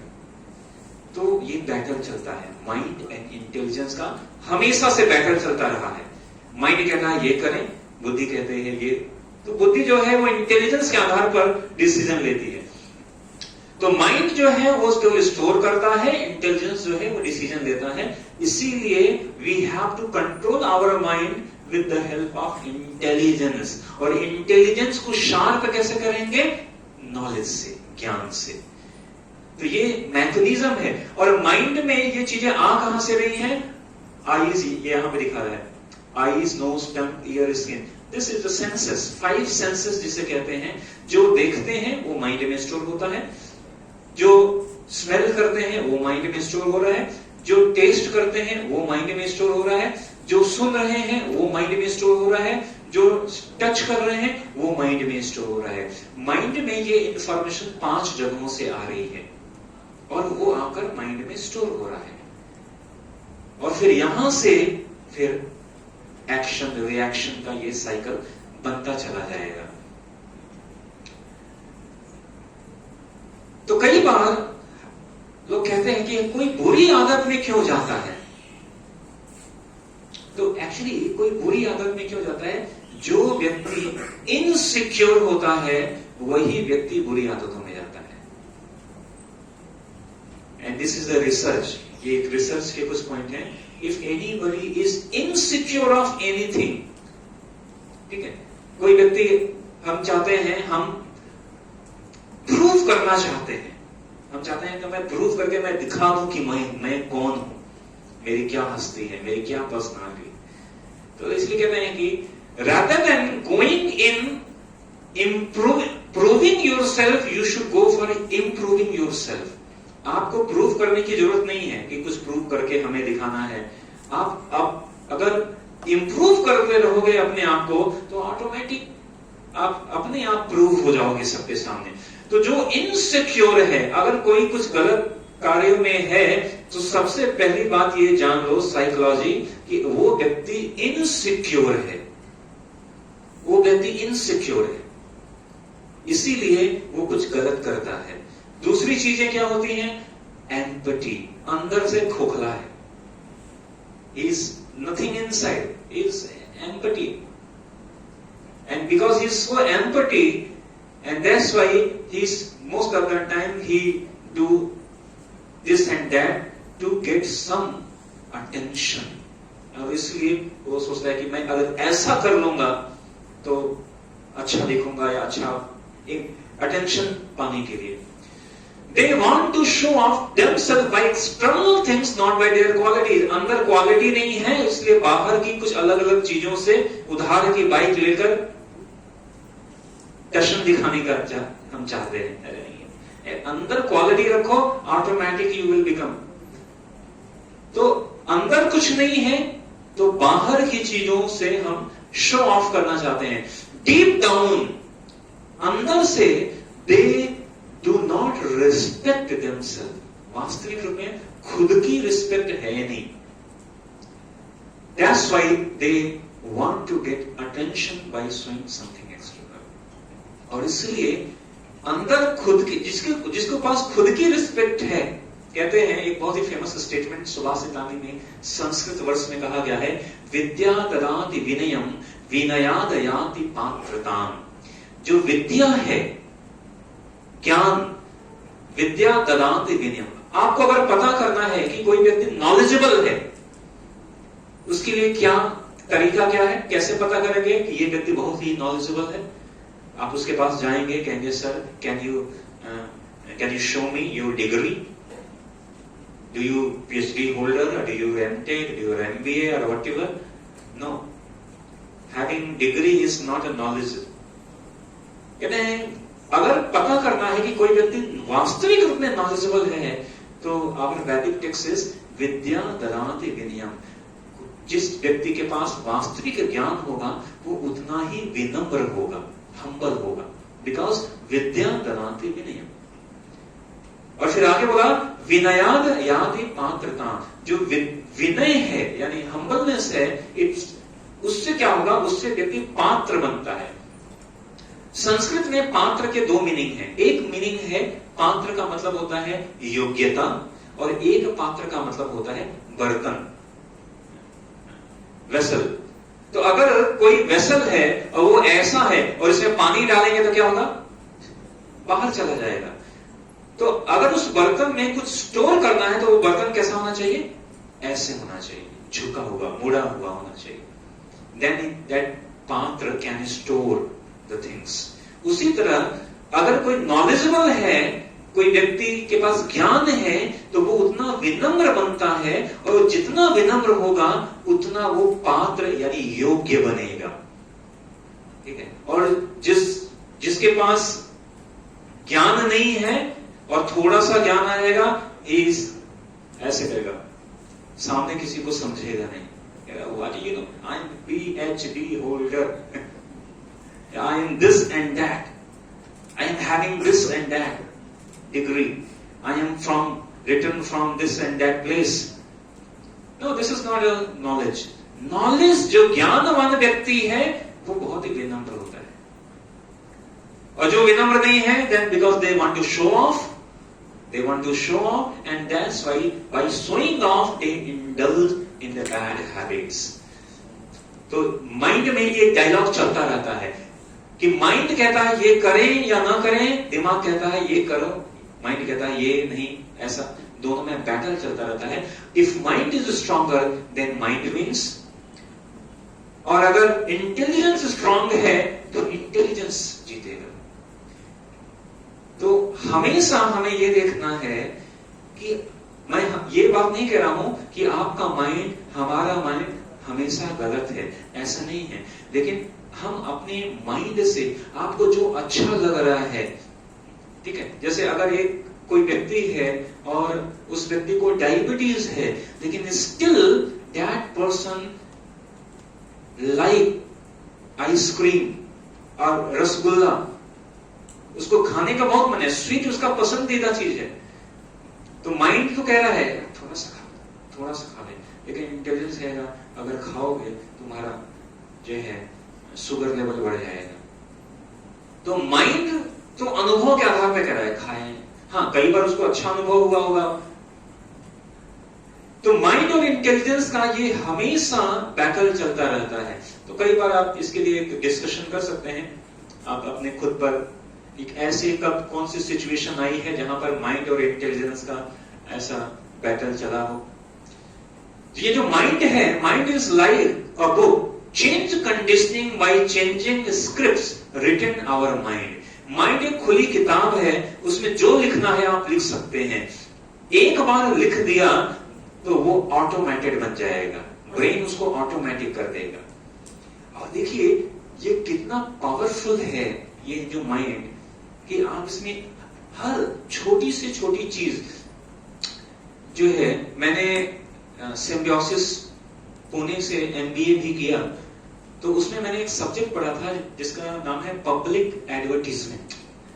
पब्लिक एडवर्टीजमेंट आप देखते हैं कि कोई भी प्रोग्राम है, आजकल तो सभी सोशल मीडिया, यूट्यूब पर हर जगह एड आता है, टीवी में तो कह सकते हैं एड के बीच में प्रोग्राम आता है।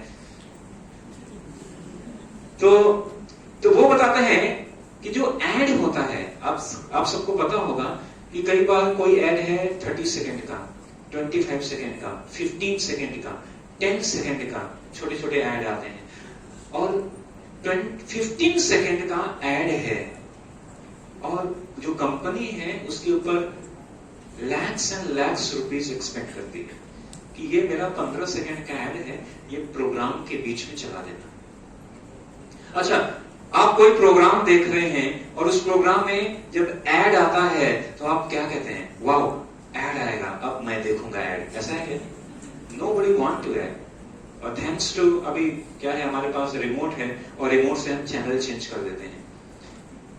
लेकिन चैनल वाले भी प्रोएक्टिव हैं, आप दूसरे चैनल पे आते हैं वहां भी ऐड आता रहता है, फिर आप थर्ड चैनल स्किप करते हैं, वहां पर भी ऐड आता रहता है, फिर चौथा वहां पर भी ऐड आता है, और तब तक हमारे शो का टाइम हो जाता है, अब वापस आते हैं। तो एक चैनल ऐड देखने की जगह पर आप 4 चैनलों के ऐड देखकर वापस आते हैं।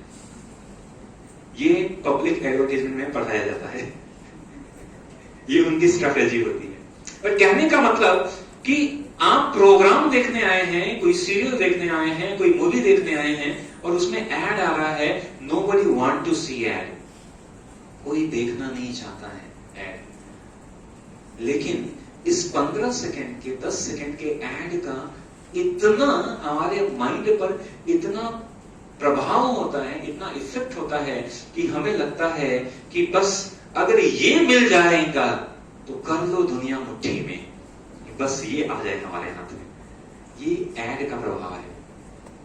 ठीक है, ये ऐड का प्रभाव है। जो देखना नहीं चाहते, सुनना नहीं चाहते, स्किप कर देते हैं हम, लेकिन उस 10 सेकंड के ऐड का हमारे माइंड पर प्रभाव पड़ता है। फिर हमें लगता है कि अगर हमारे पास अगर आईफोन 15, 14, 16 जो भी नया आ रहा है वो ना हो तो क्या बात है। एक बार दो फ्रेंड आपस में बातचीत कर रहे थे, तो एक फ्रेंड ने कहा कि तेरे मोबाइल में क्या है?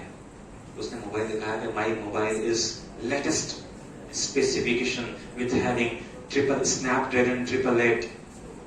अभी तो क्या 8-1 आ गया है नया, इससे भी fast, with having 1 TB of ROM and with 12 GB of RAM with Sony DSLR camera. फिर उसने कहा तेरे मोबाइल में क्या है? उसने कहा मेरे मोबाइल में बैलेंस है। तो sometimes this happen.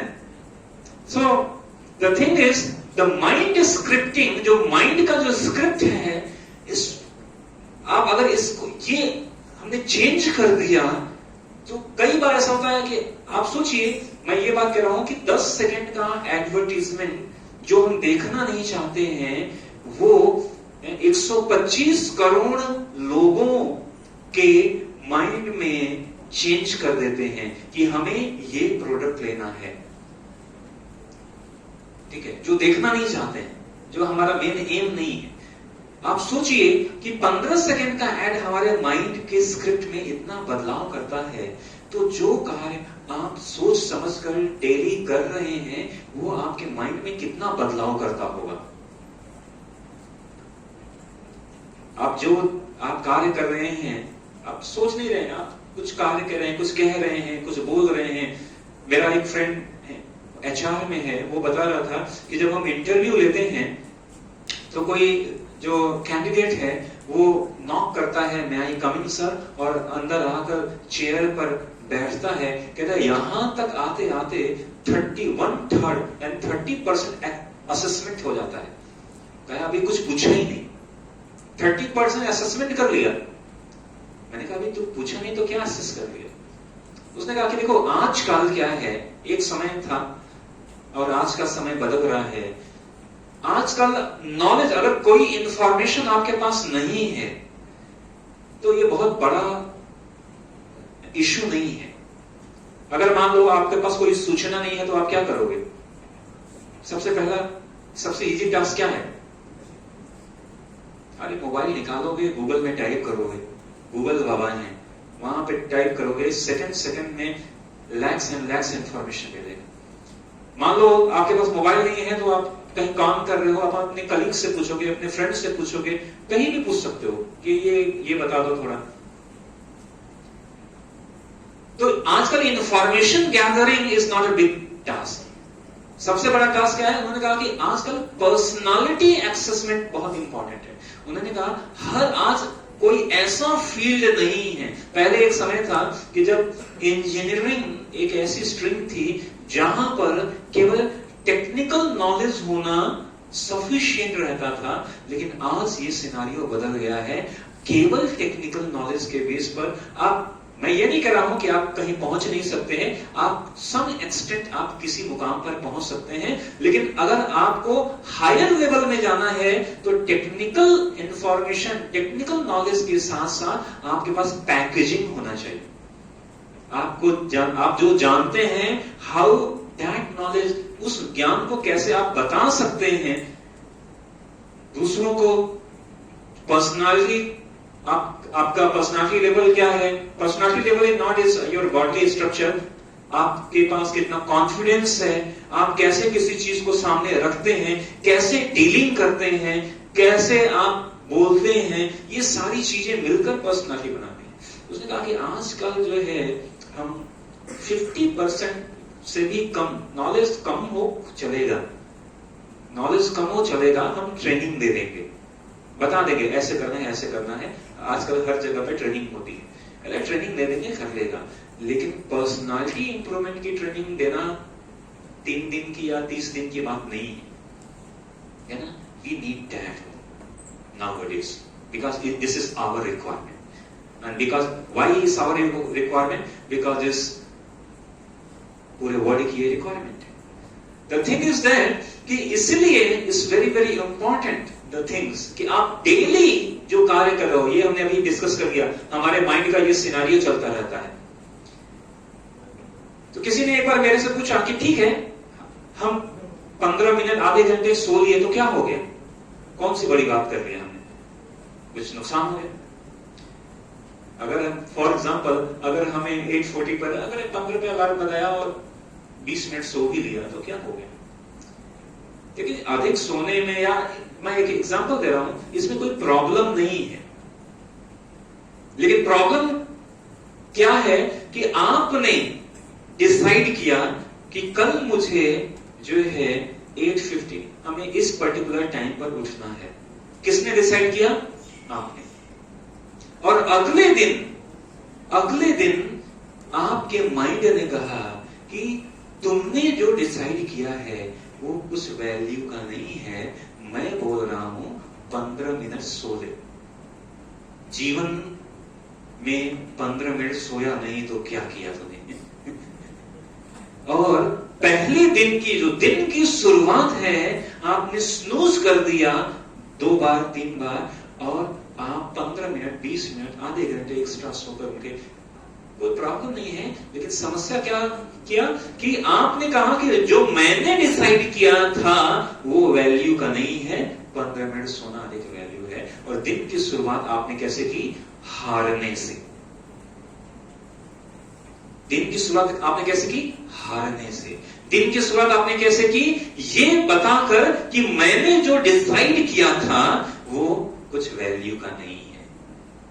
और यहां से ये छोटी छोटी प्रोक्रेस्टिनेशन, टाल मटोल, ठीक है कर लेंगे, ये आदत 1 बार 2 बार 4 बार 10 बार करेंगे, माइंड तुरंत इसको ऑटोमेटेड कर देगा.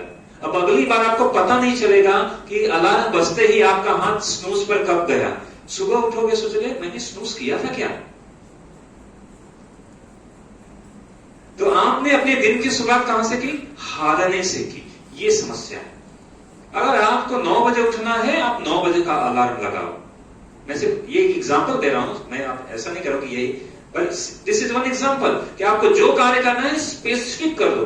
आप आधे घंटे एक्स्ट्रा सोकर ही, लेकिन हारने से शुरुआत मत करो दिन की. ठीक है? क्यों? क्योंकि ये स्क्रिप्ट बना देगा माइंड ऐसा. सो ये जो माइंड में जो स्क्रिप्ट है, the kind of books we read, जो बुक पढ़ते हैं वहां से आती है, जिस तरह की मूवी देखते हैं, जिस तरह का म्यूजिक सुनते हैं, जिस तरह का फ्रेंड सर्कल रखते हैं. एक बहुत ही फेमस व्यक्ति ने कहा था कि अगर किसी व्यक्ति को जानना है किसी के बारे में, जैसे अगर हमें जानना है कि जो है कि ये व्यक्ति कैसा है, तो आप उसके 4 ऐसे फ्रेंड के बारे में जान लो, उसके क्लोज फ्रेंड के बारे में जान लो, आप उस व्यक्ति के बारे में जान जाएंगे. इसलिए कहते हैं कि हम वो व्यक्ति हैं जैसा एसोसिएशन हमारा है, जैसे फ्रेंड सर्कल हमारे हैं. तो कह रहे हैं कि यहां से स्क्रिप्टिंग जाती है. इसलिए हम कहते हैं कि हमें प्रतिदिन कुछ पढ़ना चाहिए. सर हम तो डेली पढ़ते रहते हैं, लेकिन वो सर बुक तो पढ़ते हैं लेकिन उसका नाम फेसबुक है. तो फेसबुक हम 24 घंटे में 8 घंटे पढ़ते हैं. तो ठीक है, मैं ये नहीं कह रहा हूं कि फेसबुक यूज करना है नहीं करना है, सोशल मीडिया इस्तेमाल करना है या नहीं करना है, ये तो आपका अपना पर्सनल चॉइस है, करें ना करें, कितना करें नहीं करें.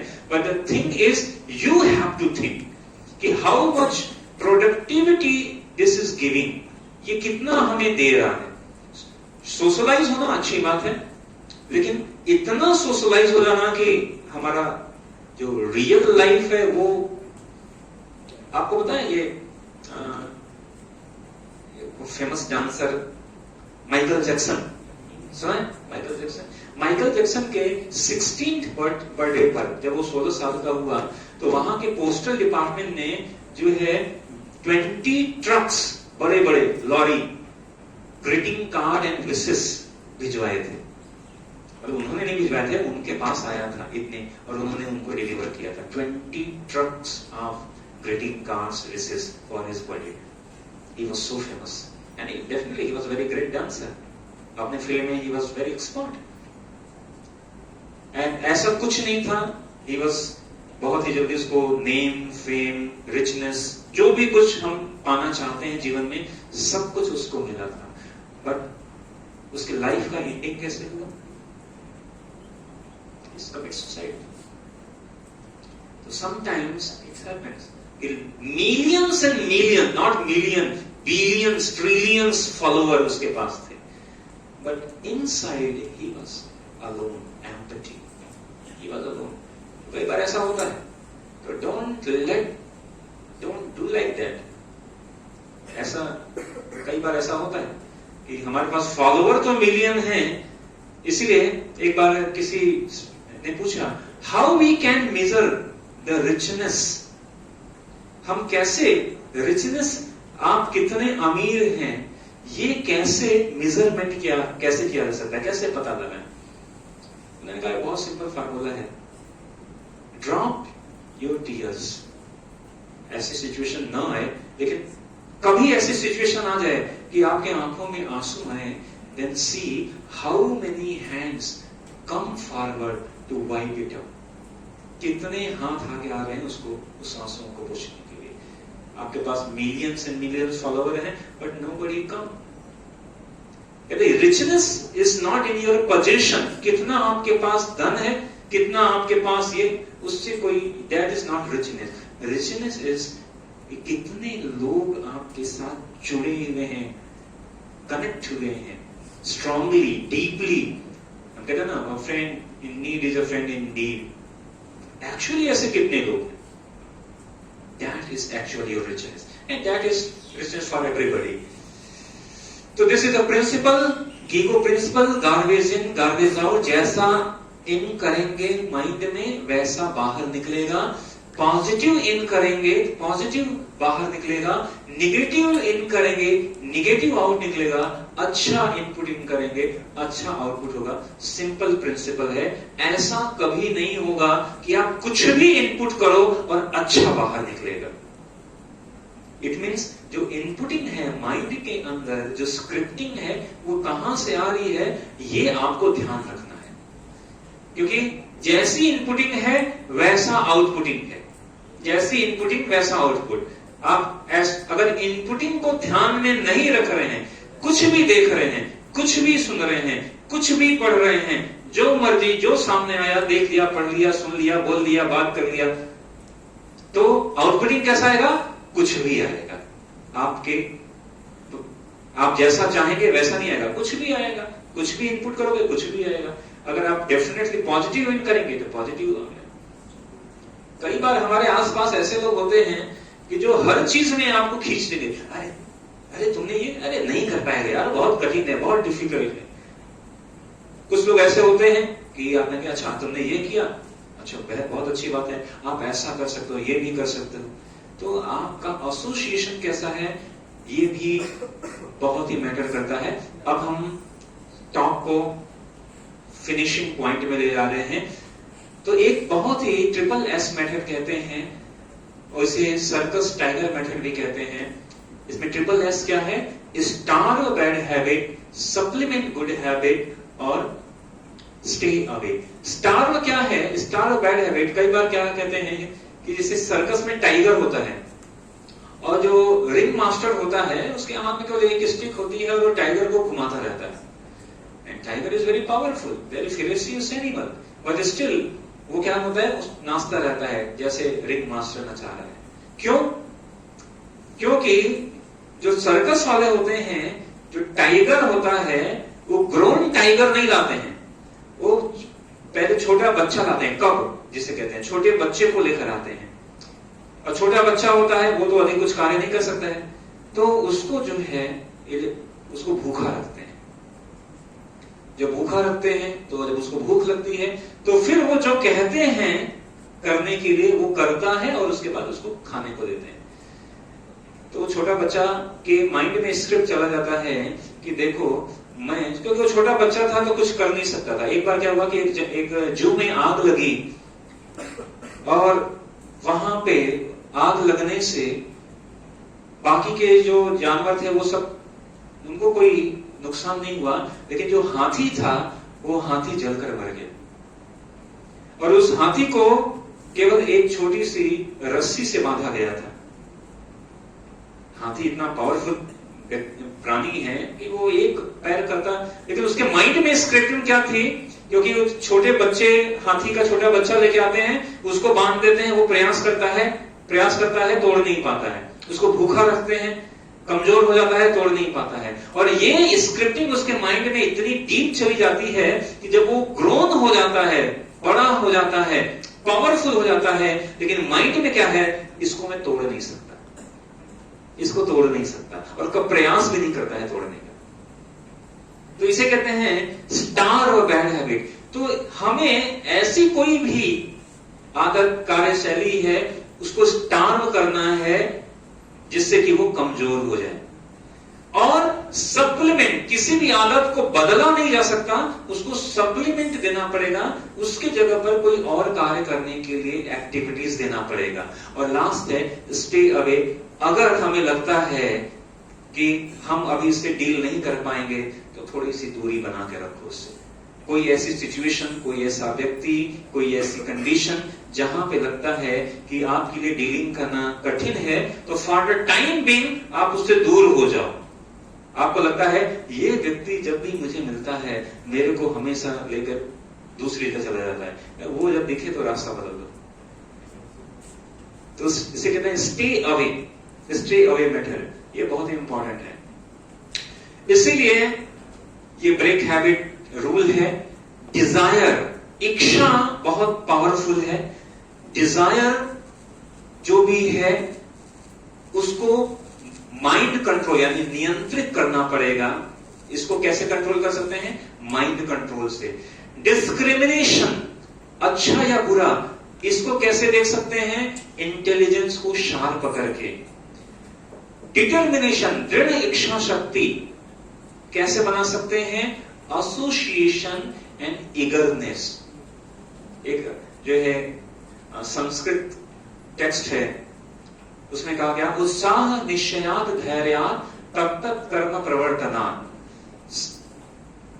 तो उसमें बताया गया कि अगर आपको, फॉर एग्जाम्पल, अगर आपको उत्साह, कोई कार्य कर रहे हैं उसमें उत्साह नहीं आ रहा है, तो बताया गया कि आपको कैसे उत्साही बने रहना है? करेज। तो बताया गया कि अगर आप में उत्साह नहीं है किसी कार्य को करने का, जील नहीं आ रहा है, तो आप ऐसे व्यक्ति के साथ मिलो जो उत्साही हो। उसके साथ मिलोगे, उसके साथ बात करोगे, आप उत्साह में आ जाओगे। लेकिन एसोसिएशन एंड ईगरनेस मतलब उत्सुकता, किसी कार्य को करने की उत्सुकता, ये डिटर्मिनेशन को बढ़ाता है। डिपेंडेंसी, कई बार ऐसा होता है कि सब कुछ करने के बाद भी डिपेंडेंट, हम निर्भर रहते हैं, वो है उसके लिए प्रेयर एंड प्रैक्टिस इंपॉर्टेंट है। कई बार कुछ नहीं है तो वहां पे प्रेयर कार्य करता है, प्रैक्टिस काम करता है। और डी एडिक्शन के लिए रिप्लेसमेंट इंपॉर्टेंट है। तो इसीलिए हमें एक आर्मर मतलब होता है शील्ड। तो bullet proof armour comes from 3 things, 3 चीजों से आती है।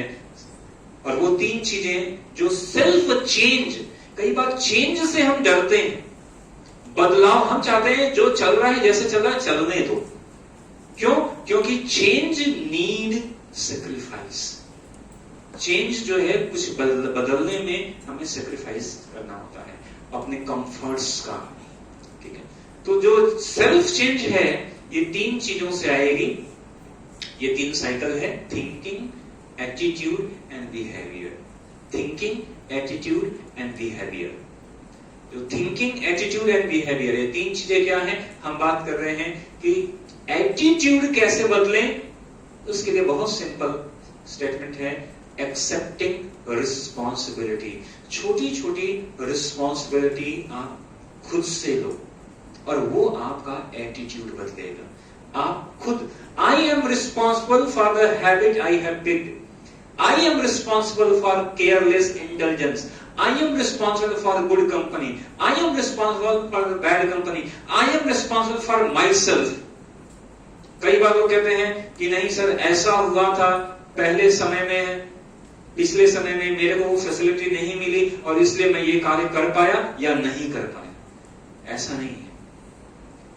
वी आर रिस्पॉन्सिबल फॉर, हम ऐसा कई बार देते हैं कि कई बार in spite of lot of calamities, diseases और in spite of all difficulties, कई व्यक्ति ऊपर उठते हैं और कई व्यक्ति ऐसे हैं जिनके पास बहुत फैसिलिटी है लेकिन वो वहां के वहां ही रहते हैं। तो attitude depends on the responsibility what, तो हमें रिस्पॉन्सिबल, जितनी रिस्पॉन्सिबिलिटी, छोटी छोटी रिस्पॉन्सिबिलिटी लेंगे वो महत्वपूर्ण है। थिंकिंग कैसे चेंज होगा? You have to think logically with the help of your intelligence. Intelligence logic मांगता है और वो इंटेलिजेंस लॉजिक किस आधार पर मांगेगा? नॉलेज के आधार पर। तो change, thinking change comes from observing logically in every situation. Her situation को लॉजिकली आपको सोचना है। अगर हमने ये किया तो क्या होगा, ये नहीं किया तो क्या होगा, ठीक है? तो उसको लॉजिकल ऑब्जर्वमेंट करना पड़ेगा। और जिसे कहते हैं सेल्फ टॉक, ये स्टेटमेंट ऑलरेडी मैंने आपको बता दिया हेनरी फोर्ड का, कि आप जो सोचते हैं कर सकते हैं वो भी सही है, अगर आप सोचते हैं नहीं कर सकते हैं तो भी सही है। Depend on you. तो आप जैसा सोचेंगे वैसा आपका एटीट्यूड बन जाएगा रिस्पॉन्सिबिलिटी लेने के बाद। And that attitude makes your behaviour. और ये बिहेवियर एक बार बन गया, बिहेवियर यानी आपका, आप जो that's behaviour makes your habits. आप जैसा बिहेव कर रहे हैं ऑटोमेटेड हो गया है वो, फिर बहुत मुश्किल होगा। इसलिए बिहेवियर बनने से पहले यहां पे बता रहे हैं कि 3 चीजें हैं: true assessment, determination and discipline. ये बिहेवियर को एक इन लाइन में लेकर आएंगे। बट महत्वपूर्ण क्या है कि बिहेवियर बनने से पहले अगर थॉट प्रोसेस पर ही हम लॉजिकली ऑब्जर्वेशन कर लें तो जो है हम बहुत आसानी से किसी भी कार्य को कर सकते हैं। तो the last slide is the choice will mould your future. Life is made of choice. जीवन अनेक चॉइस, आपके जीवन में अनेकों चॉइस आएंगे, हर कदम पर चॉइस आएगा। ये चॉइस करें, ये लें, ये करें, ये ना करें। ये जीवन चॉइस से भरा हुआ है। ये जो चॉइस है, ये चॉइस डिसाइड आवर फ्यूचर। हमारा भविष्य क्या होगा ये हमारे चॉइस पर है, विकल्प पर है। हमने क्या स्वीकार किया, क्या छोड़ा। और ये चॉइस जो है, इसको हैबिट एक्टिवेट योर चॉइस। जो हैबिट है ये आपके चॉइस को एक्टिवेट करता है और ये चॉइस जो है वे फ्यूचर बनाएगा। और ये फ्यूचर ही, मतलब ये आपका पूरा लाइफ स्टेटमेंट है। तो कहने का मतलब कि जो हैबिट, अगेन हम बात कर रहे हैं, habit means each and every action जो आप कर रहे हैं हर दिन, जो बोल रहे हैं, जो सुन रहे हैं, जो आप देख रहे हैं, वो माइंड में स्क्रिप्ट बनकर ब्रेन उसको ऑटोमेटेड करता जा रहा है। तो before going to automate you have to observe logically कि ये अच्छा जा रहा है या ये हमारे लिए बेनिफिशियल है या नहीं है। In this way you have to make your thought process for each and everything. For each and everything, you have to make your thought process. तो आप चाहे अपने स्टडी की बात करें या आप चाहे अपने लाइफ जर्नी की बात करें, चाहे आप घर पर हैं, कहीं भी हैं, in each and every situation आप जहां पर भी हैं, ये जो थॉट प्रोसेस है इसको हमेशा जो है एक्सप्लोर करते रहिए। अगर आप ये कार्य करेंगे then you will become successful. And the basis of success is the happiness. कई बार ऐसा कहते हैं, एक व्यक्ति ने, एक इंटरव्यूअर था, वो एक बहुत ही सक्सेसफुल बिजनेसमैन था, उसके पास गया, उससे पूछा, sir what is your secret of success? उसने कहा 2 वर्ड। तो रिपोर्टर ने कहा, क्या मैं वो 2 शब्द जान सकता हूं? उसने कहा यस। उसने कहा 2 वर्ड इज राइट डिसीजन। मैंने राइट डिसीजन लिया एंड मैं सक्सेसफुल। तो रिपोर्टर ने कहा but what is the secret, how you have taken this right decision? उसने कहा 1 वर्ड। उसने कहा ये 1 वर्ड क्या है? उसने कहा एक्सपीरियंस। एक्सपीरियंस से मैंने सही निर्णय लिया। उसने कहा sir but actually what is the secret of your this, how you have taken this experience? उसने कहा 2 वर्ड। उसने कहा क्या मैं वो 2 शब्द जान सकता हूं? उसने कहा yes sure, and that 2 word is wrong decision. उसने कहा मैंने अपने जीवन में अनेकों गलत निर्णय लिए, and with that wrong decision I have gain an experience कि ऐसा करना नहीं है, और उस अनुभव के आधार पर मैंने राइट डिसीजन लिए, और उस राइट डिसीजन से मैं successful.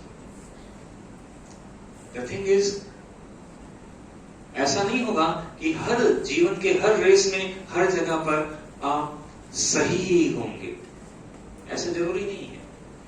This is not important कि आपने सही या गलत, बट महत्वपूर्ण है कि if you gone for wrong, but have you taken some experience with that wrong decision, with wrong act, with wrong behavior? अगर आपने वहां से कुछ एक्सपीरियंस लिया and then go for the right direction, right decision. So thank you very much for listening so carefully and so patiently, and pardon me if I just went little bit lengthy. But this, अगर आप इस thought experience को लेकर अगर आप आगे बढ़ेंगे और इसके किसी भी शब्दों को आप अपने लाइफ में उतार पाए, तो that is the success of my today's discussion. Okay, again thank you very much of you.